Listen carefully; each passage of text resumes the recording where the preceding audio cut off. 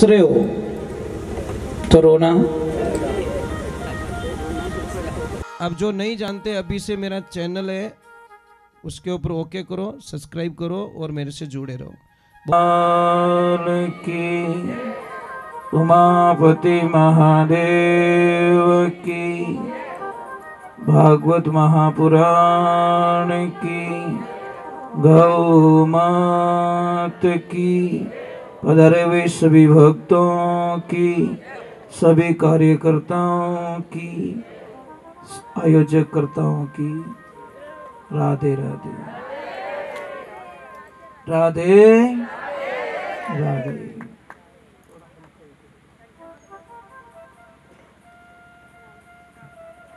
कल हमने भागवत जी को विश्राम दिया था।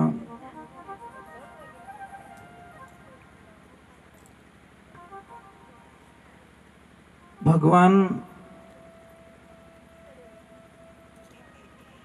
चलने लगे हैं, मंडली बनाई है और अपने मंडली का काम उन्होंने बड़े पूर्ण तरीके से आनंद ले रहे हैं।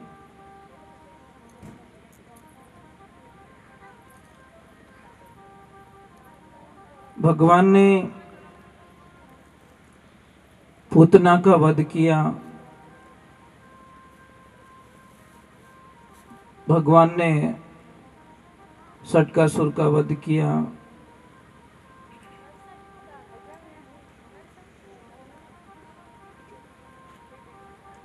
एक बात हमेशा ध्यान रखना, संसार क्या है?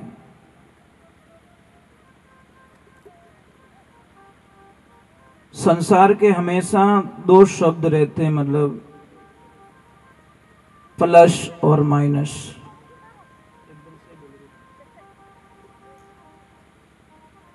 जहां प्लस होगा वहां माइनस जरूर होगा।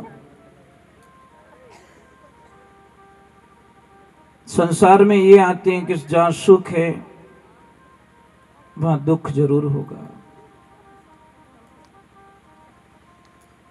क्योंकि एक पॉइंट से गाड़ी चल नहीं सकती ना। जहां सुख है तो वहां दुख जरूर होगा। अगर दिन है तो रात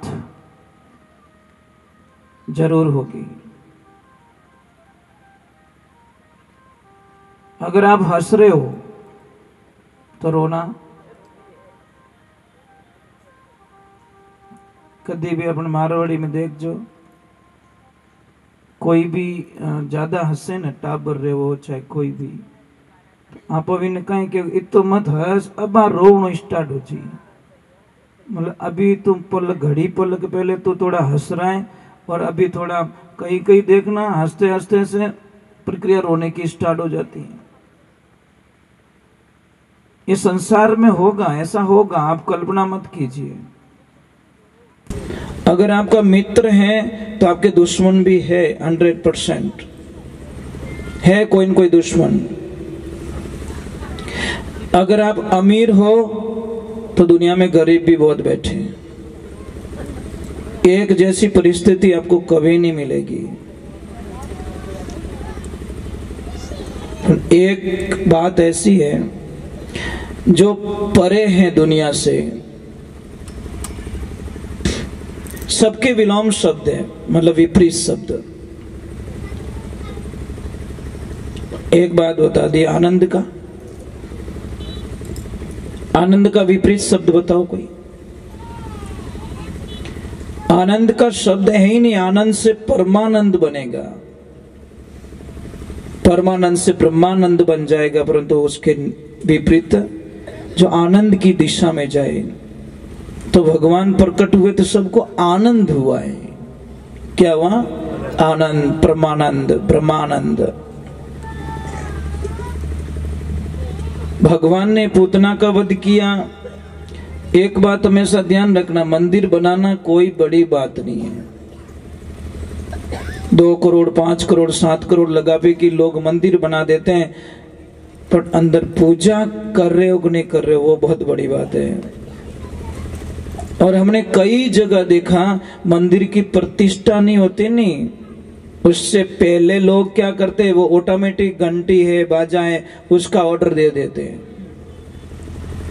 क्यों देते? उनको पता है कि मैं यहाँ आने वाला, ये पुजारी जी जाने और ये बटन वाली मशीन जाने, ना तो कोई झालर बजाने वाला आएगा, ना कोई शंख बजाने वाला आएगा, ना कोई ये बजाने वाला आएगा, कोई नहीं आएगा। सिर्फ पुजारी जी जाने, ये मशीन जाने और उनका काम जाने। मंदिर कितने का बनाया? 5 करोड़ का। पूजा करने के लिए पुजारी जी और वो मशीन। मैं एक छोटी सी प्रार्थना कर रहा हूं, जैसे आपके कोई बुजुर्ग माता पिता हैं और बुजुर्ग माता पिता अगर घर में है, उनको कुछ नहीं चाहिए, धन नहीं, दौलत नहीं, गाड़ी नहीं, बंगला नहीं, कुछ नहीं चाहिए, सिर्फ आते भी बोल दो, पापा मम्मी आप ठीक हो ना, मैं जा रहा हूं काम पे, और जाते भी बोल दो, वापस आ रहे हो तो भी बोल दो, पापा आप ठीक हो ना, मैं वापस आ गया हूं। बस ये 2 चीज अगर उनको मिल जाए तो वो बोलेंगे मैं दुनिया में सबसे सुखी व्यक्ति हूं, कि आते भी मेरे बच्चे मुझे याद करते हैं और जाते भी याद करते हैं। बस जैसे आप अपने बच्चों का इंतजार करते हो, तो क्या वो याद नहीं करता कि मारो बेटो 5 करोड़ रो बंगला तो बनाई दे गयो, पण पाछो आयो ज कोनी, इन बंगला में कहीं करूं मैं। बस एक वॉचमैन खड़ा कर दिया बाहर, तुम जानो बंगले में घुट घुट के मरो। और मैंने आज कई लोगों को देखा है कि बहुत बड़ी बिल्डिंग बनाई हुई है, पर जो आनंद आप कट्ठी जाओ, जो आनंद प्रकृति में होता है, रोकड़ारी छाया में रेवे, ये तो आनंद दुनिया में कट्ठे मिली ज को नहीं। आप जाओ कहीं पे बहुत सारे टेंट लगा देते लोग, व्यवस्था कर लेते, पर आपने दिखी रूकड़ो बटे जान विचार, अरे यार थोड़ी देर अट बैठो बस। जबकि घर में सारी व्यवस्थाएं, करोड़ों का सिस्टम लगा हुआ है, पर जो नेचुरली होता है ना, आज हमने मनुष्य का सबसे बड़ा दुश्मन बन चुका है। प्रकृति का विनाश कर रहे हैं हम लोग, पेड़ पौधे काटे जा रहे हैं, जमीन में गड्ढे गड्ढे किए जा रहे हैं, सिर्फ अपनी सुविधाओं के लिए। पहले क्या था? हरे भरे जंगल, बहती हुई कलकल नदियां, झरने, कितना आनंद था। गाय कहां से भूखी नहीं आती, थोड़ी देर घूम के आती तो गाय तृप्त होके आ जाती। आज गाय नजदीक नजदीक में जाती है तो शायद उसको क्या मिलता? कुछ नहीं मिलता साहब। सबसे ज्यादा नुकसान मनुष्य ने पहुंचाया है प्रकृति को। कितनी पेड़ पौधे काट लिए। आप कभी जल देवता की पूजा करते हो? जल के लिए कभी आह्वान करते हो, यज्ञ करते हो कि नहीं जल नहीं होगा तो कल नहीं होगा? क्या कभी शुद्ध वायु के लिए यज्ञ किया? आपने प्रार्थना की कि नहीं मैं शुद्धिकरण के लिए यज्ञ करूं? घर के लिए यज्ञ करते, मंदिर के लिए यज्ञ करते, उसके लिए यज्ञ करते। शुद्ध हवा के लिए यज्ञ क्यों नहीं करते कि नहीं शुद्ध हवा नहीं होगी तो मैं जीऊंगा कैसे? प्रदूषण हो जाएगा। ये सारी चीजें हमको समझनी पड़ेगी। और सतयुग में इसीलिए लोग सुखी थे, क्यों? कि शायद ये व्यवस्थाएं नहीं थी, प्रदूषण बिल्कुल नहीं था, बीमारियां 90% लोगों को बीमार नहीं होते थे। और जीवन कितना था सतयुग में? सतयुग की उम्र थी 17,28,000 वर्ष, और लोग कितना जिंदा रहते थे? 1 लाख वर्ष का एवरेज था। कितना? 1 लाख वर्ष तक वो जिंदा। आज भी देखिए, आज की तारीख में भी, इस कलयुग में भी सांप शायद 1000 साल तक जीता है। अगर उसको कुछ ना हो, बीमार ना हो, कोई मार ना दे, तो वो 1000 साल तक जिंदा रहता है। और कछुआ शायद 300 वर्ष तक जिंदा रह सकता है। अगर कुछ ना हो, एक्सीडेंट ना हो, कोई बीमारी ना आए, कहीं पे कोई चोट ना लग जाए, तो 300 साल तक, इस कलयुग में भी कछुआ 300 साल तक जिंदा रह सकता है। सांप 1000 साल तक जिंदा रह सकता है। परंतु एक बात का ध्यान रखना, सांप 1000 साल जी के भी जो नहीं कर सकता, कछुआ 300 साल जी के भी वो जो नहीं कर सकता, हम 50-60 साल की उम्र में कर सकते हैं। ये मनुष्य के पास में सबसे बड़ी ताकत बताई गई शास्त्रों के अंदर। जो 300 वर्ष में वो नहीं कर पाएगा, जो 1000 साल में सांप नहीं कर पाएगा, वो हम लोग सिर्फ 50-60 साल की उम्र में वो कर सकते हैं। पर रास्ता बदलना चाहिए, हमारी पॉजिटिविटी सोच होनी चाहिए। क्या नहीं कर सकता इंसान। तो सतयुग में उम्र 1 लाख वर्ष की, उम्र भी बहुत थी, 17,28,000 वर्ष। उसके बाद में घट गया थोड़ा, त्रेता आ गया। और त्रेता में कितनी उम्र हो गई? 10,000 साल की। 1 जीरो हट गया, कुल मिला के लाख से 1 जीरो निकल गया। 1 जीरो निकलते 90 साल का लॉस हो गया। 990 साल का कितना, 99,990 साल का लॉस हो गया है। अब देखिए उनकी उम्र थी 12,96,000 वर्ष। अब आते द्वापर युग में, जिसमें भगवान पधारे द्वापर में। द्वापर का अंत था और कलयुग का आवागमन था। उस संधि काल के अंदर भगवान का आगमन हुआ है। तो 8,64,000 वर्ष द्वापर की उम्र थी और उसमें जीता था आदमी कम से कम 1,000 साल तक। और अब बड़ी मेहरबानी हो गई कलयुग की, 1 जीरो और हटा दिया। 1000 से 1 जीरो हट गया, पीछे बचे 100। अमो की कोई भाग्यशाली इन आंकड़ा ने पार करे। बड़े नसीब वाले होते हैं जो संसार की जो ये दिखावा होता है ना, भौतिकता, इससे थोड़े अलग हो जाते हैं। मैंने आपको प्रसंग में बताया थी ताकि हमारा जीवन सिर्फ दिखावे में बर्बाद हो जाएगा, हम कुछ नहीं कर पाएंगे। बदलाव हमारे अंदर कुछ नहीं आएगा तो कोई मतलब नहीं है। हमने भोजन प्रसाद बना दिया है, थाली में आ गया है, जब तक आप उसको नहीं झीमोगे तब तक आपको ध्यान रखना आपकी भूख मिटने वाली नहीं है। मैं कथा सुना रहा हूं, कथा सुनने के बाद में भी अगर आप में कोई अंतर नहीं आएगा, आपकी दिनचर्याओं में कोई चेंजिंग नहीं आएगी, कोई बदलाव नहीं आएगा, तो शायद मुझे लग रहा है कि ये हमारे 7 दिन बेकार चले जाएंगे। हमारी भाषा का शुद्धिकरण होना चाहिए, हमारे विचारों का शुद्धिकरण। अरे भाई जो आगे हो गया उसको छोड़ दीजिए आप। हम तो आज से ही काम स्टार्ट कर दे तो भी काम हो जाएगा। इसलिए कहा कि काल करे सो आज कर ले, दिन नहीं आवे हाथा, लक 84 झाई पड़ेला भोगेला दिन और राता। हमको बहुत सारी समस्याओं का सामना करना पड़ेगा, राधे राधे बोलना पड़ेगा। ऐसे काम चलने वाला नहीं है। आप अटी इतनी कंजूसी करो तो घरे कितनी कंजूसी करता रहो।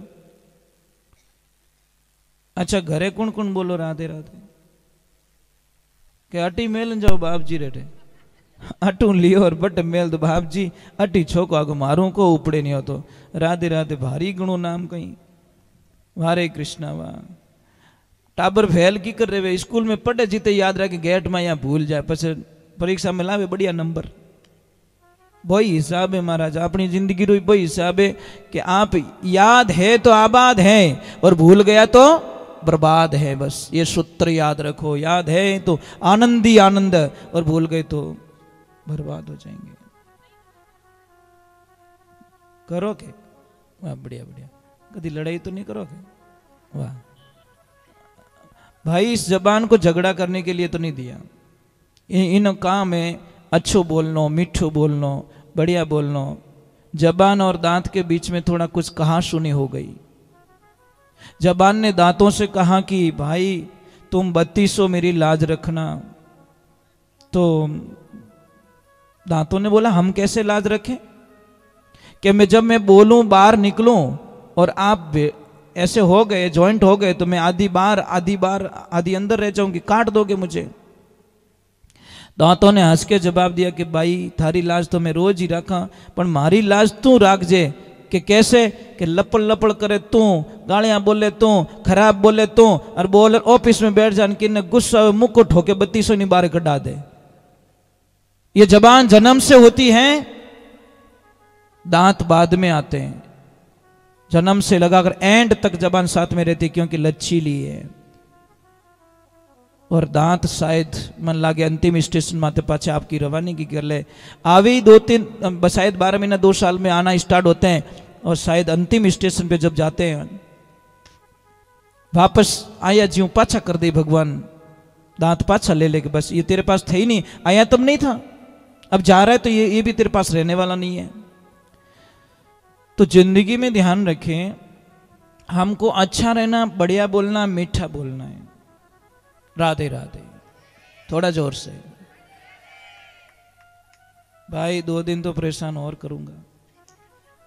पछतान कोई आइन घरे नहीं कहे कि भाई राधे राधे बोलो नहीं, दाता राधे राधे बोलो नहीं। पर एक बात का ध्यान रखना, हम चले जाएंगे, मैंने पहले ही बोल दिया कि हमारे शब्द यहीं रहेंगे, इनको ले जाने वाले नहीं है। जब कभी भी यहाँ से निकलो तो यहाँ तो बोल देना कि यहाँ पे कोई आया था, कोई पागल राधे राधे बोलाने वाला, परेशान करता था, हर 5 मिनट बाद में बोलता था राधे राधे बोलो, हर 5 मिनट रोती फिर राधे राधे। क्या करे, रह भी नहीं सकते न उसके बिना, श्वास के बिना नहीं रह सकते। तो भगवान को बहुत सारी समस्या बालपन में आती है। आप क्या सोचते हो कि आप में ही समस्या है? अरे जब हम भगवान के कथन पढ़ेंगे ना, तो आपकी समस्या तो 1% उनके सामने नहीं लगेगी। कितनी मुसीबत में उन्होंने जीवन जिया, जन्मते ही उनको अपने माँ बाप का साथ छोड़ना पड़ा। इन्नो मोटो दुर्भाग्य कहीं वे सके महाराज। एक तरफ हम भागवत सुनते हैं, फिर हमारे दुख का रोना रोते हैं, तो बहुत बड़ा कष्ट होता महाराज। जन्मते ही मेरे प्रभु को शायद दूध तक नहीं मिला, और उसी टाइम में मेरे प्रभु को अपने माता पिता को छोड़ के दूसरी जगह जाना पड़ा। ये तो दुख तो आपा में नहीं पड़ियो, इतना कष्ट तो नहीं पड़ा हमारे में, फिर किस बात का रोना। और बटी कटे शांति भाई, वहां पे भी कहां शांति है?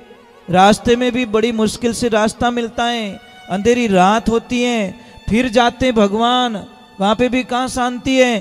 पूतना चली जाती है मारने के लिए, सटकासुर चला जाता मारने के लिए, कितने कितने राक्षसों को बालपने में भगवान ने भेज दिया मारने के लिए। आप सोचते हो भगवान का जीवन बहुत अच्छा रहा होगा? भगवान श्री राम के जीवन को देख लो, कितना कष्ट। पिताजी को ये भी नहीं बोल पाए कि पिताजी मुझे वनवास क्यों दे रहे हो, कुछ नहीं बोला, सिर्फ इतना बोला ये मेरे पिताश्री का वचन है, बस निकल गए वन को। हरे कृष्णा वहां भगवान ने अपने जीवन को जी के बताया, हमारे को खाली पाखर फॉर्मलिटीज करके नहीं बताई, जीवन जी के बताया। देखो मैं अंश अवतार होते हुए भी, भगवान का अंश होते हुए भी, मेरे में भी, इसीलिए किसी ने लिखा समय का खेल निराला भाई, समय का खेल निराला, समय के आगे झुकना पड़े, चाहे कितना बड़ा बलवाना, झुकना पड़ेगा। कभी फीलिंग मत करो, दुख आए तो भी प्रभु का प्रसाद। और भगवान को एक देखा, कृष्ण को आप देखते होंगे, कृष्ण लीला देखते होंगे या कुछ भी टीवी पे, आप हमेशा देखिए वो मुस्कुराते रहते हैं। बस सबसे उनका मेन पॉइंट्स देखिए, इतनी मुसीबत फिर भी मुस्कुरा रहे हैं। मीराबाई तो यहां तक लिख दिया, हरि सोहनी सूरते मोहनी मूर्ते गुगर वर्णा केस। वाह भगवान, क्या लीलाएं तेरी, बस तेरे बिना नहीं रह सकती। सोहनी सूरत मोहनी मूरत गुगर वर्णा केश। के भाई मीरा गिरधर नागर, तू मिलियो कर नटवर रो वेश, घड़ी नहीं आवड़ी रेश, मारा कृष्ण कन्हैया तू जाई वस्यो प्रदेश। मारे भगवान वाह। तो महाराज वहां से समस्याएं थोड़ी ज्यादा हो जाती है, तो कई बार क्या करते लोग, थोड़ा जगह चेंज कर देते हैं कि चलो यार यहाँ रोज रोज की परेशानी है, ये मेरे से मानता नहीं है, ये मुझे परेशान करता है, छोड़ो राड करता बाढ़, बढ़िया थोड़ी जगह चेंज कर लेते हैं। तो देखिए कोई पति पत्नी बड़े आराम से रह रहे हैं, माँ घर पे रह रही है, रविवार का दिन था, माँ को बोला कि माँ आज हम थोड़ा हमारे दोस्तों के साथ में एंजॉयमेंट करने के लिए जा रहे हैं, एक काम करना तो थोड़ा भोजन प्रसाद बना के खुद ही जिम लेना। माँ बोली बेटा मुझे गैस का चूल्हा चालू करना भी नहीं आता, मैं कैसे रोटी बनाऊंगी, कैसे करूंगी। तो उनकी जो बेटे की बहू थी वो बोली माँ देखो माँ ऐसे परेशान मत करो, एक काम करना सामने मंदिर है ना, वहाँ भंडारा चालू है, उस भंडारे पे जाके जिम लेना, वहां पे जिम लेना। जब हम वापस आ गए तो माँ क्या बोली, देखो कितनी भोली होती माँ। माँ बोली कि बेटा तुम जो दोस्तों के साथ में एंजॉय करने के लिए जा रहे हो ना, एक काम कर जो आधा किलो मारी लेता आओ जो। तो उनको क्या पता, उन्होंने सोचा कोई फल फ्रूट है या कोई खाना होगा, उनको क्या मतलब मौज मस्ती करने के लिए जा रहे हैं। ये सारी बातें मतलब वो उनका जो पोता था ना वो सुन रहा बड़े ध्यान से। कार निकाली, बैठे अंदर, और जैसे ही आधे रास्ते गए वो पीछे से बच्चा बोला कि पापा मैं एक बात बोलूं। कि बोलो बेटा। मैं बड़ा हूंगा, बहुत पैसे कमाऊंगा। पापा बोले बहुत बहुत धन्यवाद बेटा, बहुत बड़ा प्लान है तेरा। पापा मैं एक बहुत बड़ा बंगला भी बनाऊंगा। क्या बात कर रहा तू, बंगला बनाएगा? हाँ पापा मैं बंगला बनाऊंगा, परंतु पापा मैं बनाऊंगा कहाँ, ये तो पूछ लो कि कहाँ बनाएगा बेटा। कि मैं एकदम मंदिर के सामने। कि क्यों बेटा? कि मैंने आज ही प्लान बनाया है, जब तुम बूढ़े हो जाओगे मैं और मेरी पत्नी एंजॉय करने के लिए जाएंगे, सामने कोई मंदिर होगा तो कम से कम तुम भूखे तो नहीं मरोगे, कम से कम भूखे तो नहीं मरोगे। इतनी तो आशा है, मंदिर जहां सामने होगा कुछ तो खाने को तुमको मिल जाएगा, क्योंकि हम तुम्हारी परवाह करने वाले हैं। वो तो गाड़ी बटू पाची फेरी के तो एडवांस में प्लान बना रही है। वो वापस आए, दोनों पति पत्नी माँ के चरणों में गिर पड़े। माँ आज के बाद दोस्त की दुनिया छोड़ सकते हैं, पर तेरे चरणों को छोड़कर हम कहीं नहीं जाएंगे। घर में देवी बैठी, वो दुखी, और हम किसी के साथ में मजाक कर रहे हैं, ये संभव नहीं हो सकता। तो भगवान की लीला हुई। थोड़ा सा मतलब नंद बाबा को अटपटा लगने लग गया कि नहीं अभी ये जगह छोड़ देनी चाहिए, और छोड़नी भी जरूरी है। इसके बीच का एक कथन आता है कि भगवान थोड़े बड़े हो जाते, थोड़ी जिद करने लग जाते हैं। माँ मैं गाय चराऊंगा, माँ मैं गाय चराऊंगा, माँ मैं गाय चराऊंगा। मैया मना कर देती, बेटा अभी तू छोटा है, बलराम जी जा रहे हैं। तो भी बहुत सारी जिद कर लेते हैं। तो भगवान को माँ कहती है कोई बात नहीं बेटा, कोई अच्छा दिन आने दे, उस दिन आपको गाय के लिए हम तैयार करेंगे। और जब गोपाष्टमी आई उस दिन भगवान प्रथम बार गाय चराने के लिए, बछड़े चराने के लिए जाते हैं। वो दिन था गोपाष्टमी का, हम मनाते हैं ना। गोपाष्टमी बहुत सारी जगह मनाते हैं, गाय माता को लापसी भी जिमाते, वो भी करते हैं। तो गोपाष्टमी के दिन भगवान को गाय चराने के लिए निकाला जाता है, उनसे हाथ से तिलक करवाया जाता है। और भगवान की कृपा देखिए, आप ईश्वर की कृपा देखिए। अब वहां पे लीला कुछ और हो जाती है। जब बछड़ों को चराने के, थोड़ी कम आवाज रखो, कम आवाज, थोड़ी कम आवाज रखिए। तो देखिए भगवान की लीला देखिए। वहां पे गए, भगवान ने एक दिन सारे मित्रों को बोला कि देखो भाई ऐसे काम चलने वाला नहीं है, आप एक काम कीजिए, कल हम एक कुछ पर्सनल प्रसाद का विवरण करते हैं। हमारी सबकी प्रसाद, सब अपने अपने घर से प्रसाद लाओगे और मैं सबके घर का खाऊंगा। महाराज भगवान की लीला देखिए। अब सारों ने तो हाँ बोल दिया। एक मित्र था बहुत गरीब बेचारा, खाने के लिए कुछ भी नहीं। उसने बोला कृष्ण मेरे घर पे कुछ भी नहीं है, तो कुछ भी लेके आ, परंतु लेके आओ। महाराज वो गया बेचारा, माँ के पास में जाके बोला माँ, वो कभी नहीं मांगता किसी से, वो हमेशा लाता है, सबको खिला देता है, लाता है, सबको खिला देता है। पर आज उसने अपने दिल की बात बोली है कि मुझे खाना है तो कुछ दो माँ। माँ ने बोला बेटा एक दाना नहीं है घर पे, मैं क्या खिलाऊं। इधर देखा तो कल परसों की छाछ पड़ी थी छोटे से कुल्हड़ में। बोला बेटा ये ले जा। अब वो लेके तो आ जाता, अपने मन में घृणा हो जाती है, मैं उसको कैसे खिलाऊंगा। नहीं ले जाऊंगा तो भी डांटेगा, खिलाऊंगा तो 2-3 दिन पहले की एकदम खट्टी छाछ है, मैं कैसे खिलाऊं उसको। भगवान की लीला होती है, वो एक पेड़ के पीछे आके खड़ा हो जाता है और बोला वो सबका खा लेगा तो पेट भर लेगा, मेरे को परेशान नहीं करेगा। पर भगवान को तो उसका खाना था। बोले रुको रुको मैं ढूंढ के लाता हूं। जैसे ही वो गया देखा कृष्ण आ रहे हैं, वो कुछ न कुछ खा लेगा, तो उन्होंने आव देखा ना ताव देखा, अपने मुंह में छाछ को उड़ेल दी। अब उड़ेल दी तो पूरी पी नहीं पे, तो मुंह भुला के खड़ा हो गया। अब वो बोल पा नहीं, अरे लाया नहीं, वो कुछ नहीं, वो इशारा कर रहा है ऐसा वैसा। भगवान बोले पक्की चोरी की है तूने। भगवान ने कुछ नहीं देखा, ऐसे दोनों हाथ करके ऐसे लगाया ना जोर से, क्योंकि मुंह तो पैक था, जोर से लगाया कि लॉक खुल गया। और जैसे ही लॉक खुला तो वो छाछ कहां गई? भगवान के मुंह पे।